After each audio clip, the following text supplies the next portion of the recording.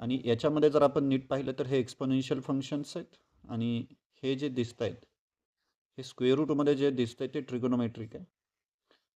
तर सर अशा क्वेश्चनमध्ये आपण काय केलं पाहिजे, तर अशा क्वेश्चनमध्ये आपण अगोदर हे जे रॅशनलायझेशन आहे हे करून घेतलं पाहिजे, म्हणजे हे स्क्वेअर रूट रिमूव्ह करून घेतले पाहिजे. पहिलं काम ते केलं पाहिजे. ओके, तर चला तर मग आपण लिमिट एक्स टेन्स टू 0 जो आपला डिनॉमिनेटर आहे त्याला रॅशनलाइज केलं पाहिजे. आता रॅशनलाइज करत असताना स्टुडंट्स नीट लक्ष द्या, जे नवीन विद्यार्थी असतील, हे रूटच्या मध्ये मायनस आहे तर आपण प्लस घेऊन न्यूमरेटर आणि डिनॉमिनेटरला काय करायचं, मल्टिप्लाय करायचं. प्लस घेऊन न्यूमरेटर आणि डिनॉमिनेटरला प्लस करायचं. ह्या प्रोसेसलाच रॅशनलायझेशन डिनॉमिनेटर म्हणणार आपण. तर ह्या केसमध्ये आता जर आपण नीट पाहिलं डिनॉमिनेटरला तर हे ए मायनस बी आहे, हे ए प्लस बी आहे. हे काय येणार, ए स्क्वेअर मायनस बी स्क्वेअर येणार. बरोबर आहे, ए स्क्वेअर मायनस बी स्क्वेअर येणार. न्यूमरेटर सध्या तरी न्यूमरेटर ॲज इट इज आहे, न्यूमरेटरमध्ये आपण काही चेंज करत नाही आहे. डिनॉमिनेटरमध्ये तुम्ही जर नीट पाहिलं तर आपल्याकडं 2 मायनस 1 प्लस कॉस एक्स आलं. न्यूमरेटर ॲज इट इज ठेवा. मी सांगतो कारण माझं म्हणणं असंही, जर बेसिक क्लिअर असेल तरच येणारे 2026-27चे क्वेश्चन आपल्याला सुटतील. माझं टार्गेट हे नाही आहे की हा क्वेश्चन सॉल्व करून द्यायचा आहे मला तुम्हाला. माझं टार्गेट सिम्पल आहे की आमचा जो विद्यार्थी आहे, जो नवीन विद्यार्थी आहे, तो घाबरत असेल क्वेश्चन्सला तर त्यांनी काय केलं पाहिजे त्या दृष्टिकोनातून मी तुम्हाला सांगतो. तुम्ही जर ह्या ब्रॅकेटला नीट पाहिलं तर हे ब्रॅकेट 0 येत नाही आहे. हां, ब्रॅकेट 0 येत नाही आहे. जर ब्रॅकेट 0 येत नसेल तर तुम्ही डायरेक्ट सबस्टिट्यूशन मेथड वापरू शकता आणि त्याला लिमिटच्या बाहेर घेऊ शकता. म्हणजे फॉर एक्झाम्पल √2 प्लस इथं डायरेक्ट तुम्ही कॉस 0 किती येतो रे, 1, ही व्हॅल्यू भरा आणि त्याला बाजूला घ्या, म्हणजे आउटसाईड लिमिट घ्या. म्हणजे हे √2 प्लस √2 किती आलं, 2√2.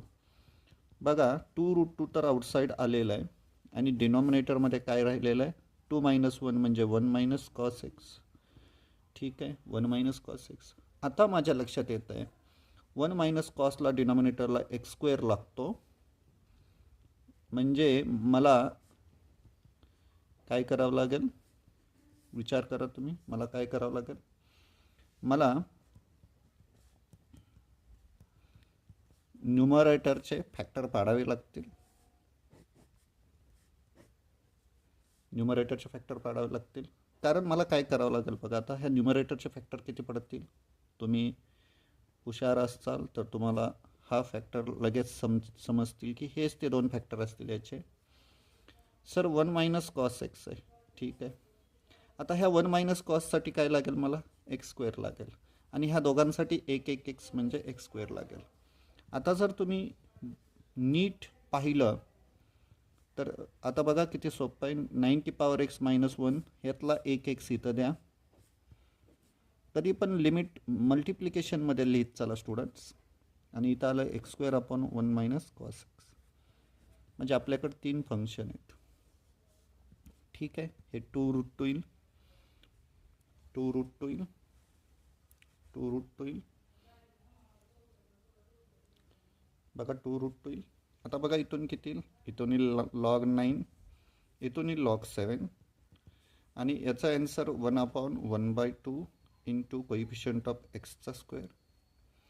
म्हणजे सर ओव्हरऑल आन्सर किती येतं आहे बघा तुम्ही, ओव्हरऑल आन्सर किती येतं आहे, हा 2 वरती जाईल, 4√2 log 9 इंटू log 7. तर असं मी तुम्हाला स्टेप बाय स्टेप सांगतोय कारण आपल्या लक्षात येईल की स्टेप बाय स्टेप असेल तर हे आपल्याला समजायला सोपं आहे. याचा अर्थ आपण कुठला ऑप्शन टिक करायला पाहिजे होता एक्झाममध्ये, हा ऑप्शन टिक करायला पाहिजे होता. तर कसा वाटला व्हिडिओ शेअर करा, लाईक करा, सबस्क्राईब करा चॅनलला, कारण नवनवीन व्हिडिओज मी तुम्हाला ह्याच चॅनेलवरती अपलोड करणार आहे. आणि आमच्या जे 11मधून 12मध्ये स्टुडंट गेलेले आहेत त्यांच्यासाठी CETचा बराचसा कंटेंट मी तुम्हाला कसं हँडल करायचं CETला हे शिकवणार आहे. थँक्यू.